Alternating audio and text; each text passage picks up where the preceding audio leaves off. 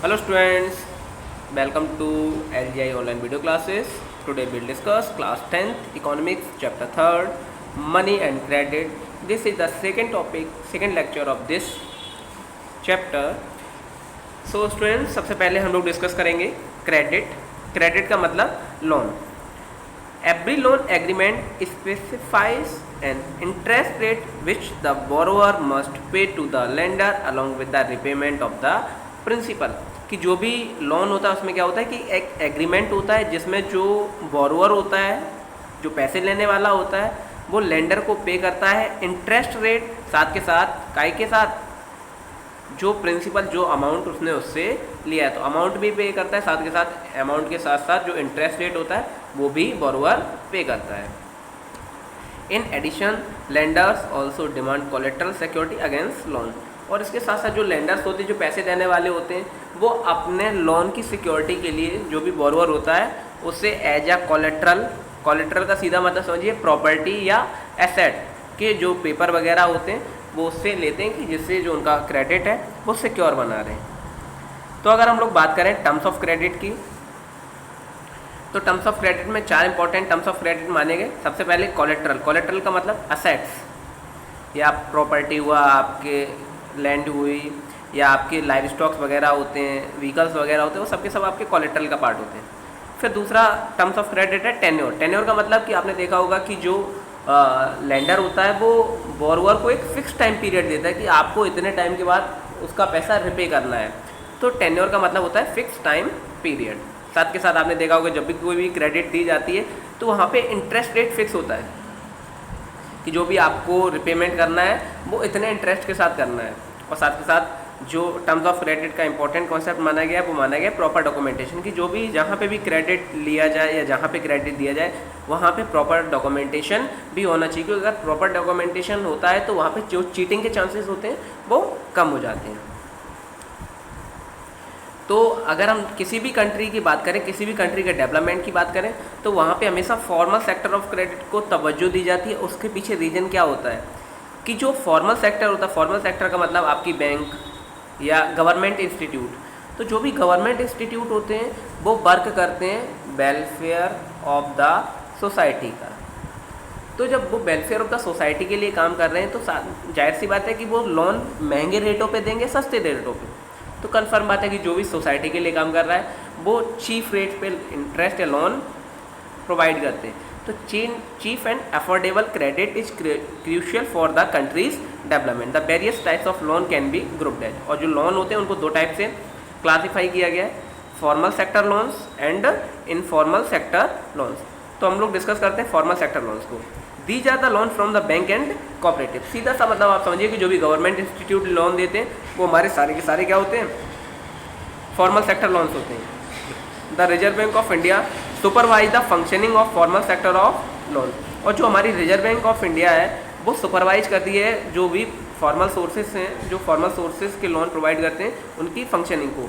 और ये क्यों करती है, उसके पीछे रीजन कि कहीं ऐसा तो नहीं कि बैंक्स या कोऑपरेटिव्स अपना पर्सनल बेनिफिट के लिए जो लोन है वो नीडी वंस को ना देके इंडस्ट्रियलिस्ट को दे रहे हैं. क्योंकि अगर वो इंडस्ट्रियलिस्ट को देंगे या ऐसे लोगों को देंगे जिनके पास पर्याप्त पैसा है तो कहीं ना कहीं उनको प्रॉफिट ज़्यादा होगा. क्योंकि जो भी फॉर्मल सेक्टर में लोन दिए जाते हैं, जो भी किसानों को लोन दिए जाते हैं वो बहुत सस्ते दिए जाते हैं, जिसकी वजह से प्रॉफिट जो रेट होता है वो कम होता है. इसलिए आरबीआई उनके फंक्शनिंग को चेकआउट करती है कि कहीं ना कहीं जो बैंक्स हैं वो अपने पर्सनल इंटरेस्ट के लिए तो लोन नहीं दे रहे हैं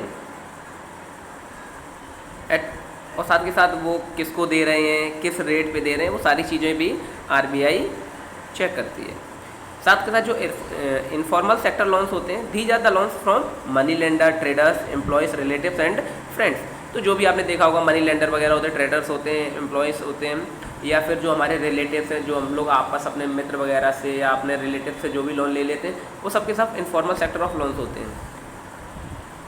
और साथ साथ यहाँ कोई अब इसके लिए इसके सुपरविजन के लिए यहाँ पे कोई ऑर्गेनाइजेशन तो होता नहीं, क्योंकि हमने जो भी लोन लिया वो पर्सनल हितों के लिए लिया और साथ के साथ कुछ ऐसे लोगों से लिया है जो गवर्नमेंट के अंडर कंट्रोल नहीं आते हैं. तो there is no one to stop them from using unfair means to get their money back. और साथ साथ आपने एक चीज़ देखेंगे, जो भी इनफॉर्मल सेक्टर ऑफ लोन्स रहते हैं वहाँ पे चीटिंग चांसेस, साथ के साथ हायर इंटरेस्ट रेट और बहुत सारे अनफेयर मीन्स जो भी होते हैं, तो वो बहुत सारी चीज़ें होती रहती हैं और उनको रोकने वाला भी कोई नहीं होता है। तो अगर हम लोग देखें फॉर्मल एंड इनफॉर्मल सेक्टर को कंपेयर करें, तो formal sector meets only about half of the total credit need of rural people. तो अगर हम लोग रूरल पीपल की क्रेडिट की नीड को देखें तो केवल उसका 1/2 पार्ट ही फॉर्मल सेक्टर से आता है। रेस्ट ऑफ द जो 1/2 पार्ट है वो कहाँ से आता है क्रेडिट का, वो आता है इनफॉर्मल सोर्सेज से। It is important that the formal credit is distributed more equally so the poor can benefit from the cheaper loans। तो जाहिर सी बात है कि जिन लोगों को फॉर्मल सेक्टर से लोन मिलेगा तो उन पे इंटरेस्ट रेट पे कम करना पड़ता है, तो इसकी वजह से जो उनकी इकोनॉमिकल कंडीशन होती हैं वो इम्प्रूव होती हैं। It is necessary that bank and cooperatives increase their lendings, particularly in rural areas, so that the dependency on informal sources of credit reduce। तो यहाँ पे देखो स्पष्ट कहा गया कि जो भी गवर्नमेंट इंस्टीट्यूट हैं उनको अपने जो रूरल एरियाज़ में जो भी वो क्रेडिट वगैरह देते हैं तो कहीं ना कहीं उसको इंक्रीज करना चाहिए, जिसकी वजह से जो लोगों की डिपेंडेंसी है फॉर्मल सोर्सेज पे वो कम हो। While the formal sector loans need to expand, it is also necessary that everyone receive these loans. और जो फॉर्मल सेक्टर से लोन है वो ज़्यादा से ज़्यादा लोगों को मिलना चाहिए, क्योंकि जो फॉर्मल सेक्टर के लोन होते हैं वो बहुत ज़्यादा सस्ते होते हैं, जिसकी वजह से जो फार्मर्स होते हैं या रूरल पीपल होते हैं, जो उनका नेट इकोनॉमिकल इंडेक्स होता है वो उससे इंक्रीज हो जाता है। अब साथ के साथ हम लोग बात करेंगे self help group for the poor, कि बहुत सारे ऐसे गरीब लोग हैं जिनके लिए ना तो कोई फॉर्मल सेक्टर वर्क कर रहा है ना ही इनफॉर्मल सेक्टर वर्क कर पा रहा है, तो फिर उनके डेवलपमेंट के लिए हम क्या करेंगे। तो poor household are still dependent on informal sources of credit because of the following reasons. Bank are not present everywhere in the rural India, कि जो बैंक्स वगैरह होती हैं वो एडिक्वेट नहीं है, रूरल इंडियाज़ में बैंक नहीं होती, इसकी वजह से उनको इनफॉर्मल सेक्टर से ही लोन लेना पड़ता है। Even if the bank are present, getting a loan from bank is much more difficult as it requires proper documentation and collateral. और साथ साथ आपको पता है कि जो बैंक होती है उसको प्रॉपर डॉक्यूमेंटेशन और सबसे बड़ी समस्या होती है कोलेट्रल की, क्योंकि देखो जो गरीब है उसके पास कोलेट्रल कहाँ से आया, उसके पास ना तो कोई एसेट्स है, ना कोई लैंड प्रॉपर्टी है, ना मकान है, ना ही कोई लाइव स्टॉक्स वगैरह है, इसीलिए तो वो पुअर है। तो जब उसके पास कोलेट्रल नहीं है तो क्या बैंक उसको लोन देगी, तो यहाँ कन्फर्म है कि ऑब्वियसली नहीं देगी। तो कहीं ना कहीं इन प्रॉब्लम से ओवरकम करने के लिए people created self help group, लोग खुद का एक हेल्प ग्रुप बनाते हैं। SHG are small group of poor people which promote small savings among their members. A typical SHG है 15 to 20 members usually belonging to one neighborhood who meet and save regularly. तो इसके फ़ायदे क्या होते हैं, advantages क्या होते हैं सेल्फ हेल्प ग्रुप के। It helps borrower to overcome the problem of lack of collateral. इसमें क्या होता है कि एक 15 से 20 लोगों का पूल बनता है जो अपनी छोटी छोटी सेविंग्स को स्टोर करते हैं। तो कहीं ना कहीं जब उनके ग्रुप में किसी भी व्यक्ति को क्रेडिट की ज़रूरत होती है तो उस कंडीशन में उस व्यक्ति को बिना कोलेट्रल के वो लोन या क्रेडिट आसानी से मिल जाता है। People can get timely loan for a variety of purpose and at a reasonable interest rate. और जो भी उस ग्रुप के लोग होते हैं उनको जब भी ज़रूरत होती है उनको विद इन टाइम वो क्रेडिट मिल जाता है, और उसके लिए उन्हें बहुत जो इंटरेस्ट रेट होता है वो भी लो उनको पे करना होता है। SHGs are the building block of organization of the rural poor.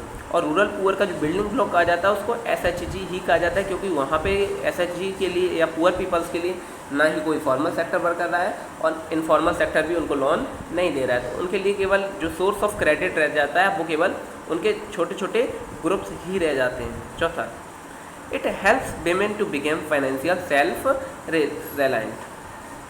साथ के साथ the regular meeting of the group provide a platform to discuss and act as a variety of social issues such as health, nutrition, domestic violence. और उनका जो group होता है तो साथ के साथ वो इन सारे मुद्दों पे भी चर्चा करते हैं, तो कहीं ना कहीं उनके बीच में जो सोशल अवेयरनेस होती है वो भी इंक्रीज होती है। आई होप चीज़ें आपको समझ आई होंगी। Thank you everyone. साथ और जो हमारे जो 3rd चैप्टर था वो फिनिश हुआ, हम लोग अब डिस्कस करेंगे 4th चैप्टर।